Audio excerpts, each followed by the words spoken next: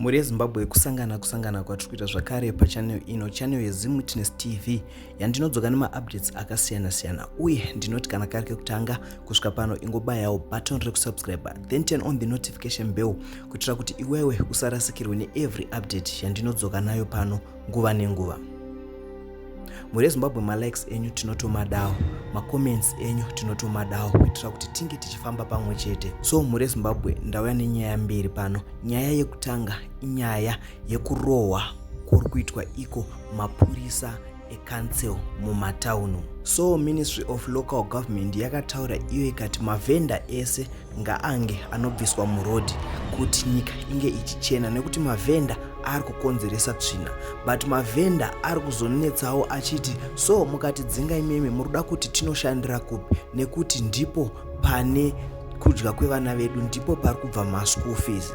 So mavenda ari kuzoita end up arwisana nemapurisa ecouncil, nekuti takaona in 3 days ago mapurisa eMutare municipal akarohwa nemavendors vachiti no, hamungatirambidze kutengesa, dai mavhura maindustry tanotengesa. Tikaonawo vekubulawayo vachirohwa futi nemavenda. So today taonawo vanhu vekunotoni kana kuti mavenda ekunotoni achirovawo mapurisa ecouncil nematombo vachivarwisa after vakuvadza mumwe mukadzi. Then iwo vanhu vabva vareacta vakati no, marova munhu madi mangotora zvinhu only asi maakuzomurova momukuvadza. Then vanhu vabva vareacta vakatanga kurova mapurisa aya. So muri yeZimbabwe uchipedza kuona video rino, ndinokumbira kuti unyore zvaunofunga about this issue yemapurisa ari kurohwa nemavenda.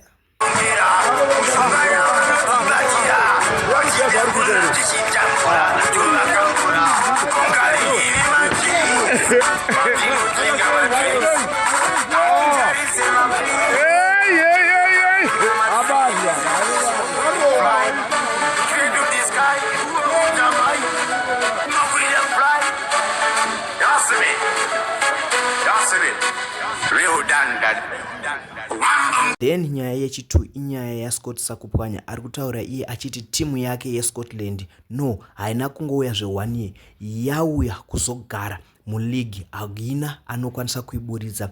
Ataura iye akati vanhu muri kumixa politics nebhora. So kana iwewe uri weimwe party usiri weZanu-PF usade kundivenga kana kuvenga bhora, nekuti iwewe hausi weZanu-PF. Zvekubhora ndezvekubhora, zvekupolitics ndezvekupolitics. So muri yeZimbabwe ndakukusiyai muchiona video raScott Sakupwanya achitaura iye achiti Scotland ichazogara, ichazotoranwa nevana vangu, haina kungouya zvembichana, haina kuuya zvegore rino chete. So muri yeZimbabwe uchipedza kuona video rino, ndinokumbira kuti uende mucomment section uchitudzawo zvamunofunga about this team yeScotland.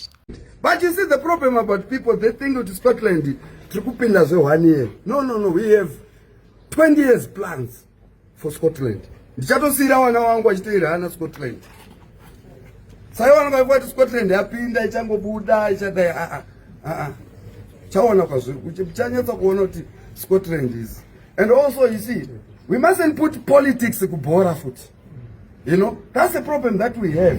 Just because inini I'm a ZANU-PF, an MDC person handifarire because I'm a ZANU-PF, but bhora rikona riri kutsikwa zvakanaka. Ndo imwe disadvantage yatiri kuita kubhora, kuti nema nyaya dzepolitics idzi vanhu vakuuya nadzo kuground. Saka ipapa ngapagadziriswa ipapa. Iwe wakangopfekawo jezi rako sezvawakaita iwe. Uye wakapfeka jezi rako reDynamos, ndopfekawo rangu reScotland. Uye wopfekawo rake rePlatinum, uye wopfekawo rawo reCaps. Maya mese makapfeka matimu enyu amuri kusapota. Kuti vanhu vanyazozwa kuti aiwa chinhu chimwe tiri weZimbabwe tese. Haunakiriwo here kuti taane player bva kuKaizer Chiefs, taane player bva kuTP Mazembe, taane player bva kuCameroon, taane player bva kuEurope, taane iri kutambira iclub in Zimbabwe. Hazvinakidze? Hazvinakidze? But ndozoti muchange makutaura futi mangwana